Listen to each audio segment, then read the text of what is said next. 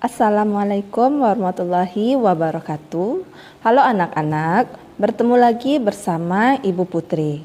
Pada video pembelajaran kali ini, Ibu akan memberikan materi pembelajaran kelas 5, tema 1, subtema 1, pembelajaran 5. Namun, sebelum Ibu menyampaikan materi pembelajaran, mari bersama-sama kita berdoa menurut agama dan kepercayaan kita masing-masing. Berdoa dimulai.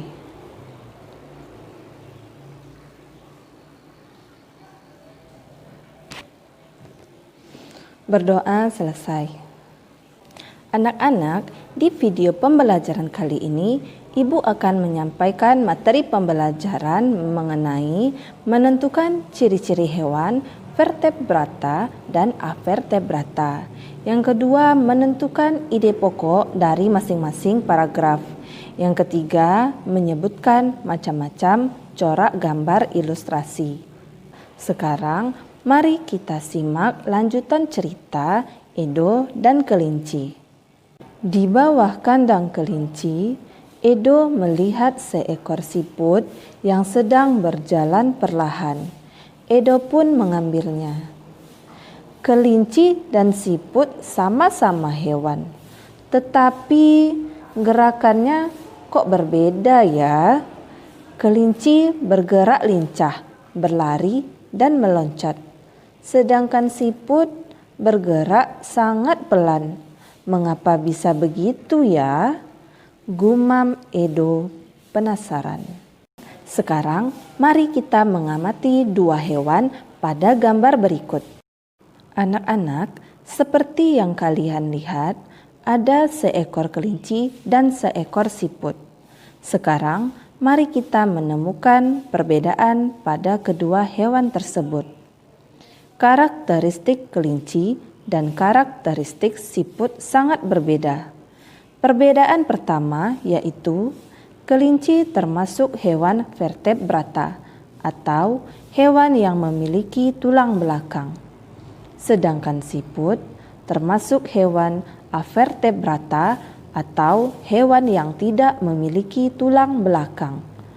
Perbedaan yang kedua, kelinci gerakannya lincah dan cepat, sementara siput gerakannya lambat.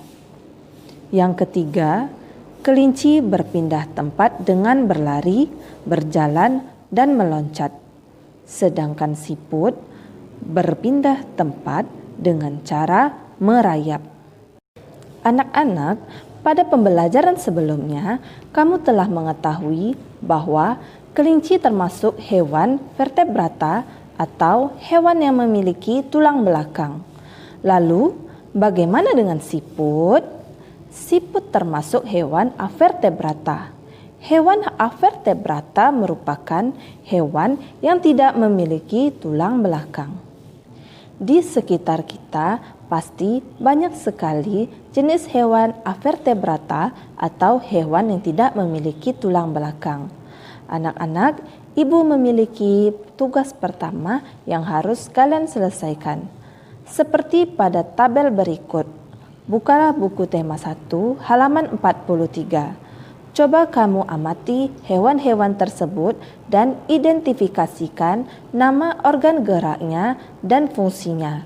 Tuliskan jawabanmu pada buku tulismu. Selanjutnya, mari bersama-sama kita membaca teks berikut. Siput bukanlah hewan lemah. Siput, menurut sebagian orang, dianggap sebagai hewan yang lamban dan menjijikkan. Bahkan karena gerakannya yang lamban, tidak jarang orang membanding-bandingkannya dengan kelinci. Siput juga dianggap menjijikkan karena tubuhnya yang penuh lendir. Sebenarnya, siput memiliki kelebihan dan keistimewaan. Kelebihan dan keistimewaan siput ini merupakan karunia Tuhan yang tidak dimiliki oleh hewan-hewan lain. Apa saja kelebihan dan keistimewaan tersebut? Siput merupakan hewan yang berjasa dalam penguraian serpihan daun-daunan. Kenapa berjasa? karena siput memakan daun-daunan dan menjadikannya bagian-bagian yang kecil atau serpihan sehingga mudah untuk diuraikan oleh bakteri pengurai.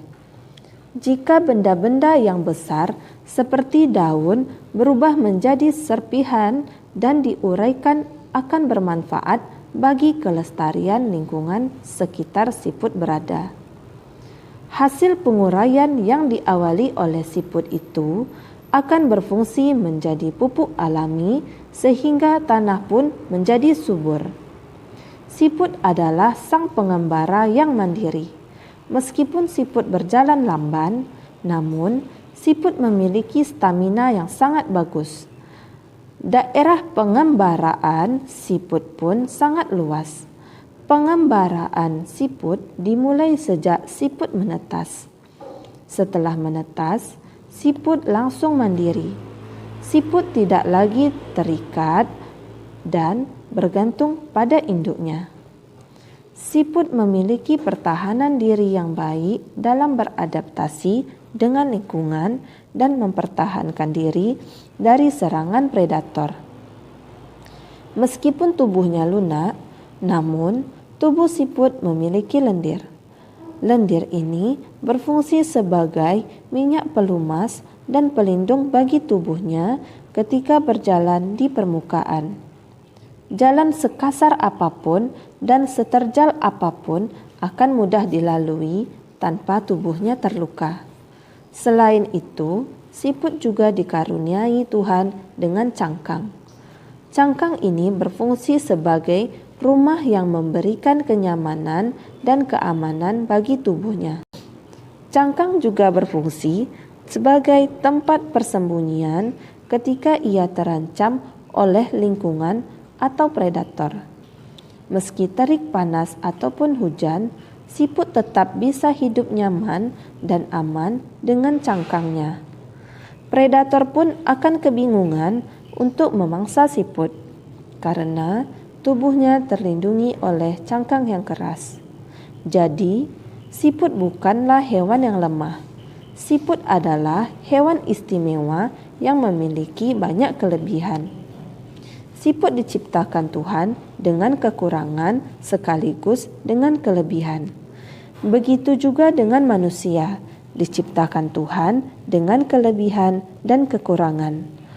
Oleh karena itu, kamu tidak boleh menyombongkan diri dengan kelebihan yang kamu miliki.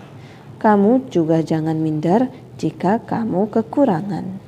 Anak-anak, berdasarkan bacaan teks yang telah kita baca tadi, Ibu memiliki tugas kedua yang harus kamu selesaikan.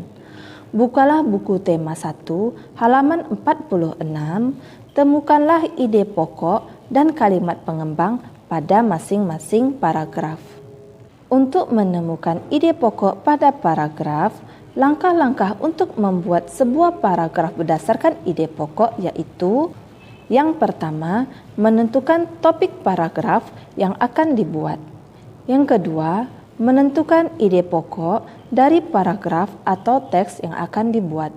Yang ketiga, membuat sebuah kalimat yang berisi ide pokok tersebut untuk menjadi kalimat utama dari paragraf yang akan dibuat. Yang keempat, mengembangkan kalimat dan ide pokok tersebut menjadi beberapa kalimat.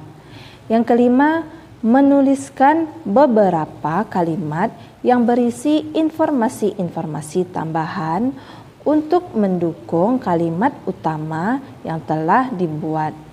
Yang keenam, menyusun kalimat-kalimat tersebut menjadi sebuah kalimat yang padu.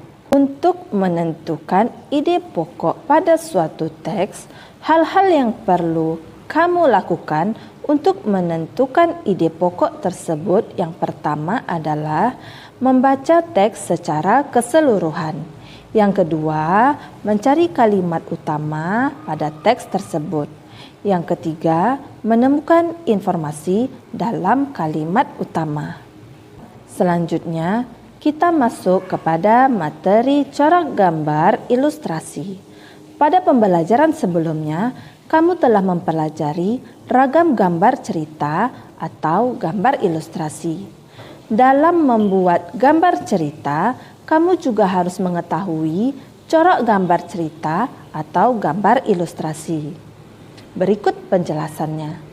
Corak gambar cerita atau ilustrasi adalah sebagai berikut. 1. Realis. Realis merupakan gambar yang dibuat seperti keadaan aslinya, baik bentuk, ukuran, dan tata letaknya. Contohnya seperti lukisan berjudul Kapal Dilanda Badai, karya Raden Saleh berikut ini. 2. Karikatur. Karikatur merupakan gambar yang melebih-lebihkan atau mengubah dari objek aslinya. Gambar karikatur menyajikan objek dengan karakter yang lucu dan aneh. Biasanya, gambar karikatur mengandung kritikan dan sindiran. 3. Kartun. Kartun merupakan gambar yang berfungsi untuk menghibur dan berisikan humor. Gambar kartun dapat berupa tokoh, binatang, atau manusia. 4. Dekoratif. Dekoratif adalah gambar yang disajikan dengan mengubah bentuk objek aslinya, namun tanpa menghilangkan ciri-ciri khasnya. Anak-anak, demikianlah materi yang dapat Ibu sampaikan pada hari ini. Semoga materi yang telah Ibu sampaikan pada pagi hari ini dapat bermanfaat untuk dirimu dan menambah ilmu pengetahuanmu. Jika dalam Ibu menyampaikan materi, ada perkataan atau tutur kata Ibu yang kurang berkenan, Ibu mohon maaf.